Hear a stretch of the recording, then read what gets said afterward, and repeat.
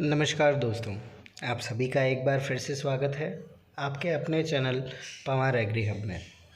दोस्तों, आज हम बात करने वाले हैं एग्रीकल्चर सुपरवाइज़र या कृषि पर्यवेक्षक के सिलेबस के बारे में। सिलेबस के इस फर्स्ट वीडियो में आज हम बात करेंगे एग्रीकल्चर या फिर कृषि विज्ञान के सिलेबस के बारे में। तो सबसे पहले ये जान लें कि एग्रीकल्चर से टोटल हमारे जो क्वेश्चन हैं वो आएंगे 20 क्वेश्चन आएंगे एग्रोनॉमी या शस्य विज्ञान से, 20 क्वेश्चन होंगे आपके हॉर्टिकल्चर या उद्यानिकी से, और 20 क्वेश्चन जो है वो होंगे आपके एनिमल हस्बेंड्री या पशुपालन से। तो इस तरह से टोटल अपने पास क्वेश्चन होंगे 60 और हर क्वेश्चन के होंगे 3 मार्क्स। चलिए आज इस फर्स्ट वीडियो के अंदर हम बात करेंगे एग्रीकल्चर या कृषि विज्ञान के सिलेबस के बारे में। सबसे पहले जो अपने जो पार्ट हैं वो 3 पार्ट होंगे, शस्य विज्ञान, उद्यानिकी और पशुपालन। तो सबसे पहले शस्य विज्ञान के बारे में बात कर लेते हैं। एक छोटी सी चीज़ जो हर एग्ज़ाम में हमें करनी चाहिए और हम भूल जाते हैं या फिर इग्नोर कर देते हैं, वो चीज़ है उसका सिलेबस। सिलेबस दिया ही इसीलिए है ताकि आप उसके अकॉर्डिंग जो है वो अपनी तैयारी अच्छे से कर सकें। तो कभी भी सिलेबस को इग्नोर नहीं करें, सिलेबस की लाइन टू लाइन लेकर चलें और उसके अकॉर्डिंग आप अपनी तैयारी करें तो आपकी तैयारी काफ़ी अच्छी होगी। सबसे पहले शस्य विज्ञान में हमें ये चीज़ ध्यान रखनी है कि अपने पास 20 क्वेश्चन जो है वो इस टॉपिक से आएंगे, एग्रोनॉमी से। ओके, अब इसमें जो चीज़ें दी हुई है मैं एक बहुत ही आउटलाइन जो है वो आपको बताऊंगा, और जो बुक्स आप रेफ़र कर सकते हैं, जो बुक्स आपको रेफ़र करनी चाहिए इसमें, उसके बारे में भी हम बात करेंगे। तो सबसे पहले तो हमें पता होना चाहिए कि हमारा जो राजस्थान है इसके अंदर कृषि का क्या अभिप्राय है, इसका जो सामान्य ज्ञान है, मीन्स इसके जो डेटाज़ हैं, एग्रीकल्चर कहाँ पर हो रही है, कहाँ पर कौन सी क्रॉप होती है। ओके, ये सारी चीज़ें नॉर्मल जानकारी हमें होनी चाहिए। ओके, यही सेम चीज़ पशुपालन में भी और हॉर्टिकल्चर मतलब उद्यानिकी में भी, तीनों जो अपने सब्जेक्ट हैं उन तीनों के अंदर हमें ये एक नॉर्मल डेटा पता होना चाहिए। कहीं पे भी कोई बड़े सेंसस या डेटा रटने की कोई ज़रूरत नहीं है, कभी क्वेश्चन नहीं पूछा जाता। ओके, दूसरी बात हम यहाँ पर करेंगे कि राजस्थान के जो कृषि जलवायु खंड हैं वो हमें पता होने चाहिए। ऑलमोस्ट हर बार देखा गया है कि जो भी एग्रीकल्चर से रिलेटेड एग्ज़ाम्स हैं जो आरपीएससी या आरएसएम एसएसबी करवाती है उसके अंदर यहाँ से क्वेश्चन पूछा जाता है। तो हमें कृषि जलवायु खंड जो हैं वो बहुत अच्छे से याद करने हैं। अगर आप ये याद करना चाहते हैं तो क्लास 12th की जो बुक है आरबीएससी की वो प्रेफर कर सकते हैं, या फिर ऑनलाइन भी नेट पर भी अवेलेबल है, या नोट्स बहुत इजीली अवेलेबल हो जाते हैं इसके। ओके, यहाँ पर मृदा उर्वरता और उत्पादकता ये आपकी क्लास 12th का फर्स्ट चैप्टर जो है उसी के अंदर दिया हुआ है। ओके, वहाँ से पढ़ लें, उतना काफ़ी है, उससे ज़्यादा नहीं पढ़ना है। नेक्स्ट हमें यहाँ पर जो क्षारीय भूमियाँ और अम्लीय भूमि और इनका प्रबंधन, तो ये हमें क्लास 12th की ही जो बुक है आरबीएससी की कृषि रसायन एग्रीकल्चर केमिस्ट्री, उसका एक बहुत ही अच्छा और बहुत ही सुलझा हुआ सा पार्ट उसमें दिया हुआ है, तो वहाँ से पढ़ लें। ज़्यादा जो अपनी बड़ी बुक्स हैं जैसे डीके दास हुई, इनसे पढ़ने की कोई ज़रूरत नहीं है। ओके, अगली बात करेंगे राजस्थान में मृदाओं के प्रकार, मृदा क्षरण। ओके, मृदा को संरक्षित रखने के तरीके क्या हैं, पौधों के लिए आवश्यक पोषक तत्व। ओके, तो पहले हम सॉइल की बात करें। सॉइल का या मृदा का ये जो चीज़ हमें दी हुई है कि इसका संरक्षण और क्षरण, ये आप क्लास 12th की बुक है उससे, या फिर नेमराज सुंडा नाम की जो बुक है एनआर सुंडा की जो आती है जनरल एग्रीकल्चर, वहाँ से पढ़ सकते हैं। ओके, अगली बात करेंगे इसके अंदर पौधों के लिए आवश्यक पोषक तत्व, उनकी उपलब्धता और स्रोत। ओके, तो ये बहुत ही इम्पॉर्टेंट टॉपिक बनता है, इससे हर बार क्वेश्चन आता है। तो इसको हम कहते हैं इंग्लिश में प्लांट न्यूट्रिएंट्स। ओके, तो प्लांट न्यूट्रिएंट्स जो हैं वो हमें बहुत अच्छे से पता होने चाहिए। उनकी डेफिशिएंसी से कौन सी डिजीज़ हो रही है, कैसे अवेलेबल होते हैं, कौन से पीएच पर अवेलेबल होते हैं। ओके, और उनका क्या वर्क होता है उन सभी न्यूट्रिएंट्स का, ये चीज़ हमें यहाँ पर पता होनी चाहिए। ओके, ये सब चीज़ें ज़रूर पढ़ लें। ये सब पढ़ने के लिए वापस से बात करूँगा कि बुक कौन सी है, तो इसके लिए बुक जो है वो बहुत ही इजीली अवेलेबल है। एनआर सुंडा जो दी हुई है, नेमराज सुंडा की जो बुक है उसमें है। ओके, या फिर आप एग्रीकल्चर ट्रेजर नाम की जो बुक है वो प्रेफर कर सकते हैं, या फिर नहीं भी पता तो एग्रोनॉमी की एक जनरल बुक है जो हम कहते हैं जनरल एग्रोनॉमी, जो है वो रेड्डी एंड रेड्डी के द्वारा लिखी गई है। उसके अंदर इनफ मैटर जो है वो इस टॉपिक के ऊपर आपको मिल जाएगा। ओके, अगली हम बात करें राजस्थानी भाषा में जो परंपरागत क्रियाओं की शब्दावली है वो सभी को आती है, वैसे उसको अलग से पढ़ने की कोई ज़रूरत नहीं है। जीवांश खाद क्या होते हैं, उनका महत्व, बनाने की विधियाँ, ओके, नाइट्रोजन, फॉस्फोरस, पोटेशियम के जो उर्वरक हैं, ओके, उनके जो टाइप हैं। तो ये एक बहुत ही इंपॉर्टेंट टॉपिक बनता है, मैन्योर्स एंड फर्टिलाइज़र्स।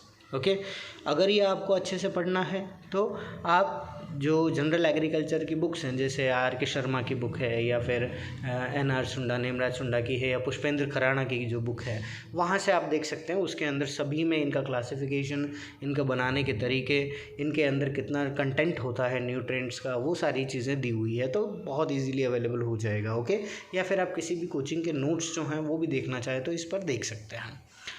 फिर हम बात करें अगली इसके अंदर कि हमारे जो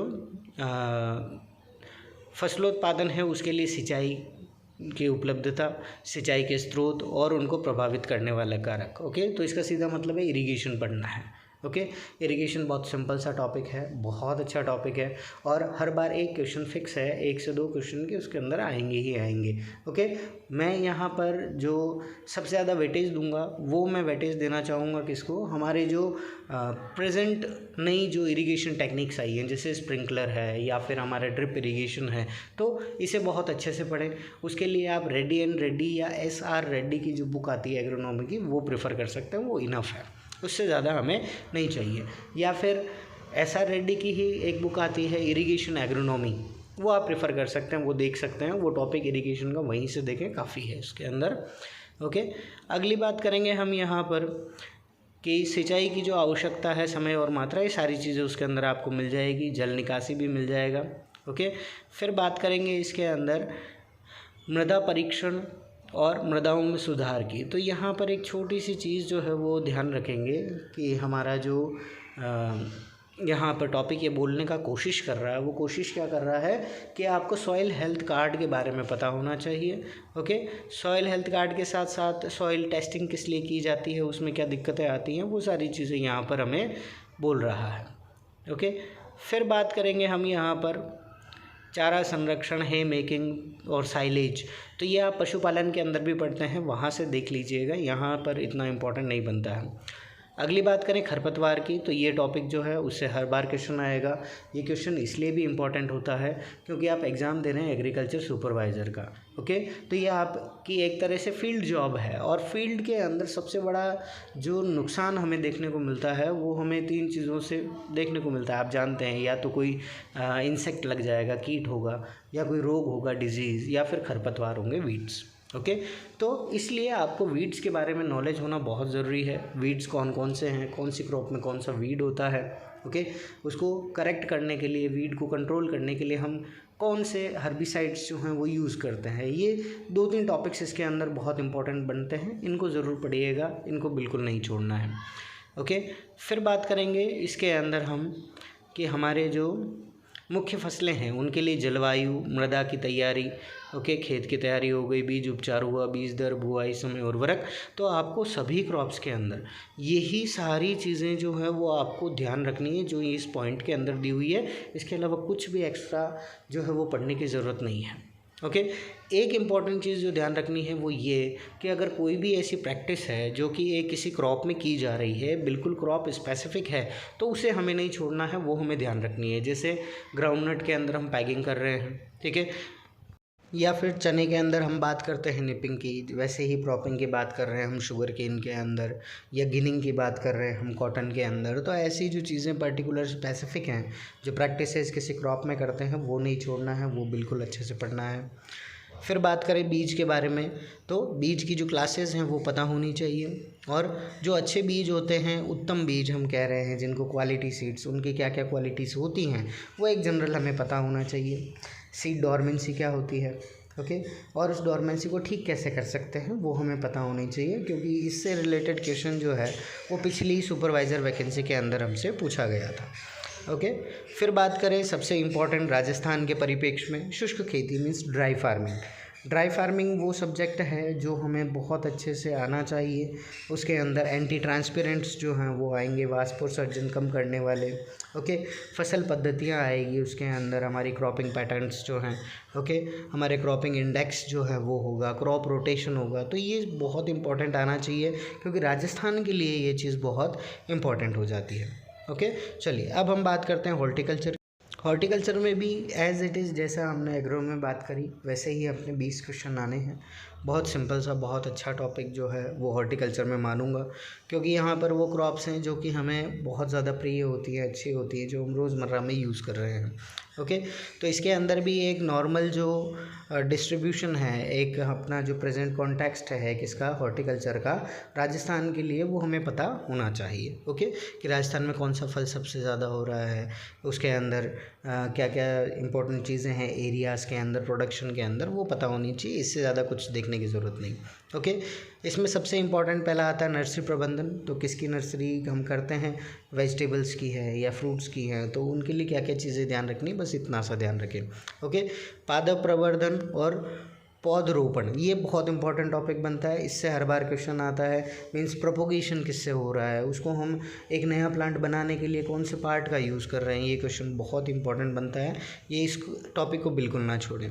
ओके, फिर बात करें इसके अंदर फलोद्यान के लिए स्थान का चुनाव। ओके, हम उसकी जो पैटर्न बनाते हैं ये इतना इम्पोर्टेंट नहीं बनता है, लेकिन इसके अंदर जैसे स्क्वायर है, ट्रायंगल है, कौन कौन सी विधियाँ जो है इसके अंदर आ रही है वो एक बार ज़रूर देख लें। ओके, नेक्स्ट बात करें कि हमारी जो पाला या लू या फिर जो अफलन जैसी समस्याएं हैं जो हमारी फ्रूट क्रॉप्स के अंदर आती हैं हर जगह पर, उससे रिलेटेड टॉपिक है, तो ये बहुत अच्छे से पढ़ना है। बुक की हम बात करें तो नॉर्मली आपको ये जनरल एग्रीकल्चर की जो बुक है आपकी उसके अंदर मिल जाएगा। ओके, कहीं अलग से देखने की इसके लिए आपको ज़रूरत नहीं पड़ेगी। नेक्स्ट इम्पॉर्टेंट जो है वो हम देखते हैं कि इसके अंदर जो पादप वृद्धि नियामक है, मतलब हम कहेंगे हमारे प्लांट हार्मोन्स। ओके, जैसे ऑक्सिन है, जिबरेलिन है, साइटोकाइनिन्स हैं, ठीक है, एब्सिसिक एसिड है, तो ये सारे जितने भी प्लांट हार्मोन्स हैं वो बहुत अच्छे से पढ़ने हैं। उनका काम क्या होता है प्लांट के अंदर, अगर उनकी कमी होती है तो क्या होगा। ओके, उनका जो मेन फंक्शन है, हम कह सकते हैं कि वो कौन कौन से क्रॉप्स के अंदर यूज़ किए जा रहे हैं, मींस फीमेल फ्लावर्स को इंड्यूस करने के लिए या फिर फलन बढ़ाने के लिए, तो ये सारी चीज़ें हमें उसके अंदर पता होनी चाहिए। फिर हम बात करते हैं सब्जी उत्पादन की विधियाँ, नर्सरी प्रबंधन, वो पहले ही नर्सरी प्रबंधन में आ जाएगा। ओके, राजस्थान की जो मृदा और जलवायु है उसके अकॉर्डिंग जो उन्नत किस्में हैं, तो उन्नत किस्में कोई अलग से ध्यान नहीं रखनी है। उन्नत किस्मों के लिए ये ध्यान रखना है कि जो हमें बुक में दी हुई है वो बहुत है, रटने की भी कोई ज़रूरत नहीं है, क्योंकि यही वो टॉपिक है जो ज़्यादातर बच्चों को नहीं आता है, कितना भी पढ़ ले। ठीक है, तो इसके लिए परेशान नहीं हो। अगर वैराइटीज़ याद होती है तो ठीक है, नहीं होती है तो कोई घबराने की ज़रूरत नहीं है। वो क्वेश्चन ऐसे ही आते हैं कि वो आपको सिर्फ चेक करता है कि अगर आपको आता है तो ठीक है, और नहीं आता है तो आप उस जगह नेगेटिव मार्किंग करते हैं या नहीं करते हैं। ओके, नेक्स्ट हम बात करें इसके अंदर जो भी कीट, बीमारियाँ, ओके, उपज आ गई इसके अंदर, ये सारी चीज़ें, तो इसको बिल्कुल नहीं छोड़े। ये एक पैथोलॉजी का पार्ट ज़रूर बनता है, लेकिन ये हमारे क्रॉप प्रोडक्शन का बहुत इंपॉर्टेंट पार्ट है, इसको ज़रूर पढ़ें। नेक्स्ट हम बात करते हैं यहाँ पर कि जो इम्पोर्टेंट फसलें जो है वो आपको दी हुई है, इसके अलावा नहीं पढ़नी है। नींबू वर्गीय फसलें हो गई, अमरूद, अनार, पपीता, बेर, ये सारे आप देख लीजिएगा। इन क्रॉप्स के बारे में ही नॉलेज काफ़ी है, इसके ज़्यादा एक्स्ट्रा पढ़ने की ज़रूरत आपको नहीं पड़ेगी। ठीक है, तो हर कुछ नहीं पढ़ना है। फिर बात करें इसके अंदर कि हमारी जो वर्तमान स्थिति है सब्जी उत्पादन के अंदर वो पता हो। ओके, परिरक्षण के सिद्धांत, मीन्स जो पोस्ट हार्वेस्ट टेक्नोलॉजी है, ओके, उसकी एक जनरल जो नॉलेज है वो हमें पता होनी चाहिए। ओके, इसके लिए मैं आपको रिकमेंड करूँगा कि आप जो हाईटेक क्लासेस उदयपुर जो है, आप जानते होंगे डॉक्टर हरिराम सर हैं, तो हाईटेक क्लासेस की जो वीडियोज़ हैं हॉर्टिकल्चर की वो देख सकते हैं। वो देखने के बाद आई थिंक आपको कहीं भी कुछ भी एक्स्ट्रा पढ़ने की ज़रूरत नहीं पड़ेगी, वो सारी चीज़ें जो है वो वहाँ से कवर हो जाती है। ओके, चलिए फिर बात करें इसके अंदर हमें यहाँ पर जैम जेली जो है वो हमें पढ़ना है, डिहाइड्रेशन जो है, निर्जलीकरण, तो ये सारी पोस्ट हार्वेस्ट टेक्नोलॉजी की है। इसके लिए आपको कहीं जाने की ज़रूरत नहीं है, बस आप ध्यान रखें कि हाईटेक क्लासेस की जो वीडियोज़ हैं हॉर्टिकल्चर की, जो इस सुपरवाइज़र के लिए बनाई गई हैं, जो कोर्स बनाया गया है वो आप ले लें, उसके अंदर से आप इस चीज़ों को बहुत अच्छे से समझ सकते हैं और आपको वहाँ से अच्छे से याद भी हो जाएगी। फिर बात करें औषधीय फसलों की और फूलों की खेती, तो इसके अंदर इतना इम्पोर्टेंट नहीं है ये, बस ध्यान रखना है जैसे गुलाब हुआ या गेंदा हुआ, ठीक है, ये तो फूलों के अंदर है, गुलदाउदी है। और इसके अलावा जो हमारे औषधीय फसलें हैं उसके लिए इम्पोर्टेंट बनता है, जैसे इसबगोल हुआ या एलोवेरा हुआ, ठीक है। तो कुछ जो औषधीय फसलें हैं जो राजस्थान के अंदर पर्टिकुलरली होती है, केवल उन्हीं के बारे में हमें इम्पोर्टेंट यहाँ पर पढ़ना है, ज़्यादा इसके अंदर पढ़ने की ज़रूरत हमें नहीं पड़ेगी। नेक्स्ट हम बात करते हैं यहाँ पर पशुपालन के बारे में। तो पशुपालन भी बिल्कुल वैसे ही ध्यान रखेंगे कि 20 क्वेश्चन भी यहाँ से आने हैं, ठीक है। टोटल 60 क्वेश्चन थे, 40 क्वेश्चन की हम बात कर चुके हैं। 20 क्वेश्चन के लिए हम देख लेते हैं पशुपालन का राजस्थान के लिए क्या महत्व है। ओके, पशुपालन और दूध उत्पादन जो है वो किस तरह से राजस्थान में चेंज हो रहा है उसके बारे में, यहाँ पर वाइट रेवोल्यूशन के बारे में ज़रूर पढ़ें। ओके, नेक्स्ट हम बात करेंगे यहाँ पर कि पशुपालन की कुछ नस्लें जो हैं वो हमें दी हुई है। तो एक बात यहाँ पर ध्यान रखें, कोई एक्स्ट्रा नस्ल पढ़ने की ज़रूरत नहीं है, जो यहाँ पर दी हुई है बस वही पढ़नी है। ओके, गाय के लिए भैंस, बकरी, भेड़, ऊँट, ठीक है, इन सब के लिए जो है वो हमें यहाँ पर दी हुई जितनी नस्लें हैं केवल वही पढ़नी है। और इम्पॉर्टेंट क्या बनता है कि अगर किसी इन नस्लों में से किसी के क्रॉस से कोई नई ब्रीड बन रही है तो वो क्रॉस हमें ज़रूर पढ़ने हैं, उन क्रॉस को नहीं छोड़ना है, ठीक है। और जो ये नस्लें हैं इनके एक्सटर्नल कैरेक्टरिस्टिक्स क्या होते हैं, ओके, बाहर से दिखाई देने में कैसे लगती हैं, और इसके साथ साथ उनका दूध उत्पादन कैसा होता है, कितना होता है, वो चीज़ एक हमें जनरल आइडिया जो है वो होना चाहिए। इसके बाद बात करें तो हमारे जो सामान्य पशु औषधियाँ हैं, ओके, इसके अंदर हमें जो है वो ध्यान रखने वाली चीज़ें ज़्यादा नहीं है, कोई 8-10 दवाइयाँ ही हैं जो ज़्यादातर यूज़ होती हैं, उसके बारे में हमें पता होना चाहिए। मीन्स कोई जैसे हमारे फंजीसाइड है या फिर कोई इंसेक्टिसाइड्स जो हम यूज़ कर रहे हैं आउटर उनकी स्किन के ऊपर, या फिर हम कह सकते हैं जो हमारे बैक्टीरिसाइड्स हैं, एंटीबायोटिक्स जो दी जाती हैं, या वूंड साफ़ करने के लिए, घाव जो हो जाता है उसकी सफाई के लिए यूज़ हो रही है, तो वो कुछ जनरल दवाइयाँ जो है वो हमें पता होनी चाहिए। इसके अलावा बात करें तो जैसे विरेचक है या उत्तेजक, कृमिनाशक है, ठीक है, तो ये कुछ पर्टिकुलर नाम दिए हुए हैं, बस यही देखें, इसके अलावा कुछ एक्स्ट्रा नहीं पढ़ना है। ओके, फिर बात करें राजस्थान में पशुओं की मुख्य बीमारियां कौन सी हैं, उनके लक्षण, कारक और उसके उपचार, ये बहुत इंपॉर्टेंट टॉपिक बनता है, इससे हर बार क्वेश्चन आता है। डिजीज़ेज़ हर बार पूछी जाती है, जितनी भी डिजीज़ेज़ हैं चाहे वो आपके भेड़, बकरी, गाय, भैंस या फिर ऊँट के अंदर होती है, उन सभी के बारे में आपको नॉलेज होनी चाहिए। उसके लिए टेबल बना लें, बीमारी का नाम क्या है, होता किससे है, क्या इंपॉर्टेंट सिम्टम्स दिखाई देते हैं पशु के अंदर, और एट लास्ट उसका प्रबंधन कैसे किया जाता है, उसके अंदर कौन सा जो हम दवाई जो है वो हम यूज़ कर रहे हैं, वो सारी चीज़ें यहाँ पर हमें इम्पॉर्टेंट ध्यान रखनी होती है, ठीक है। फिर बात करें दुग्ध उत्पादन, ओके, खीस संगठन, स्वच्छ दूध उत्पादन कैसे किया जाता है, मीन्स दूध उत्पादन से रिलेटेड चीज़ें कि दूध किस तरह से निकाला जाता है, ओके, उसके लिए कौन कौन सी विधियाँ हैं, दूध उत्पादन के लिए क्या क्या चीज़ें हमें ध्यान रखनी चाहिए, क्या खिलाना चाहिए, वही चीज़ यहाँ पर आ जाती है और साइलेज जो हम कह रहे थे, ठीक है, जो हमने एग्रो में बात करी थी वो यहाँ पे काम आती है, तो वो हमें पढ़नी है। ओके, फिर बात करें दूध को हम परिरक्षण किस तरह से करें, ओके, उसके अंदर हमें कितना हीट देना है, कितने टाइम तक हीट देनी है, वो सारी चीज़ें यहाँ पर हमें ध्यान रखनी है। ओके, फिर बात करेंगे इसके अंदर कि दूध के अंदर वसा कितनी होती है, अलग अलग जो हमारे कैटल हैं उनके अंदर, और वो वसा की मात्रा हमें जो है वो नॉर्मल पता होनी चाहिए। ओके, फिर बात करें क्रीम का अलग करना किस तरह से, या फिर दही, पनीर और घी बनाने की जो विधियां हैं, ये नॉर्मल सी चीज़ें पढ़ने की हैं। ओके, इन्हें रटने की कोई ज़रूरत नहीं, कोई इतनी ज़्यादा इंपॉर्टेंट चीज़ें नहीं आती हैं, बस हमें ध्यान होना चाहिए।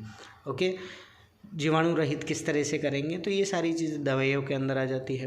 ओके, और बात करें पशुपालन क्रियाएं एवं गतिविधियों से संबंधित शब्दावली, ठीक है, तो हम बात करेंगे कि जो हमारा एग्रीकल्चर डिपार्टमेंट है और जो हमारा पशुपालन डिपार्टमेंट है, ओके, तीनों की बात करेंगे हम यहाँ पर, एग्रीकल्चर डिपार्टमेंट, हॉर्टिकल्चर डिपार्टमेंट और जो हमारा एनिमल हस्बेंड्री डिपार्टमेंट है। तो आप इनकी जो साइट्स हैं उन साइट्स पर जाएँ, वहाँ पर देखें कि कौन कौन सी इम्पॉर्टेंट जो योजनाएं हैं जो चल रही है, ओके, जो योजनाएं चल रही हैं उनके बारे में हमें नॉलेज होनी चाहिए, क्योंकि पिछले सुपरवाइज़र वैकेंसी के अंदर जो ई नाम या फिर ई मार्केट जो चालू किया था ई कृषि मंडी जो है, मंडियों के अंदर हम कह सकते हैं इलेक्ट्रॉनिक मंडियाँ जो चालू करने की कोशिश की गई थी, एक अच्छा इनिशिएटिव रखा गया था। उसके लिए क्वेश्चन जो है वो पूछा था कि उसे लॉन्च कब किया है। तो ये कहाँ से आया? ये कृषि विभाग के एक योजना के अंतर्गत। तो आपको मैं यहाँ पर ये सलाह ज़रूर दूंगा कि आप तीनों जो अपने डिपार्टमेंट से उनकी साइट पर जाएं, वहाँ पर बहुत इजीली आपको मिल जाएगा कौन कौन सी योजनाएं चल रही हैं। ठीक है, उसे ज़रूर पढ़ें, उसे नहीं छोड़ना है। ठीक है, तो ऑल द बेस्ट, बहुत अच्छे से तैयारी कीजिए। आई होप ये वीडियो आपके लिए हेल्पफुल रहा होगा। Thank you so much.